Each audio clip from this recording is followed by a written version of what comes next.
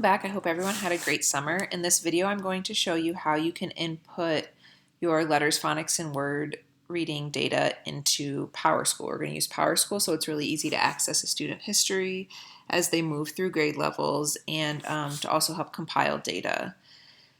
So the first thing I want to do is get to a student, whether I go through demographics or however I want to get there. I'm going to get to my student. Your screen will look a little different than mine in Powerschool. But really you want to get to the student and then go down to forms. Once you get to their forms, under assessment, you'll see letters, phonics, and word reading survey. When you open this up, you're going to see three different sections: the early literacy, encoding, and then spelling screeners. As you enter the student data into these boxes, the next box will pop up. So I would just go through and say how many of each of these they got. As long as the student is still going, I use my teacher judgment to determine how long I'm going to give this assessment for and keep going.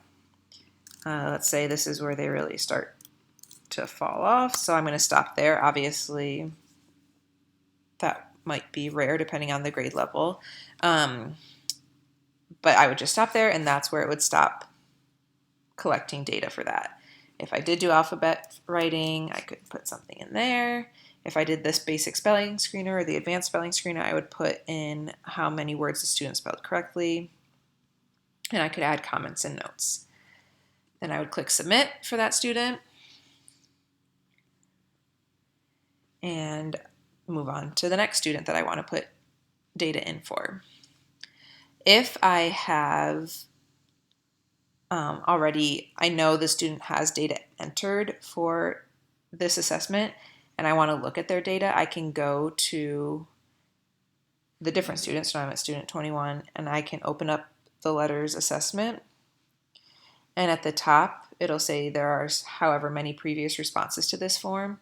If you click that, you can see either like their first assessment or the most recent assessment, and however many times it's been submitted will show up here, so I can see what it looks like there. If you are going to if you're going to do this assessment again and put it in another time, it'll show up with all of the answers filled in from their previous assessment. You would go ahead and just override those. So if he improved to a 9, I would put that. Maybe they got to 21.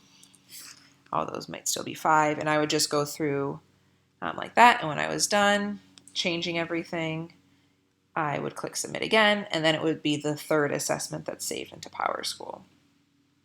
And obviously you would do this for every student you do the letters, phonics, and word reading survey with. If you have any questions, reach out to your building coach, or you can email me at lauren.devine@mevsd.us. Have a great school year.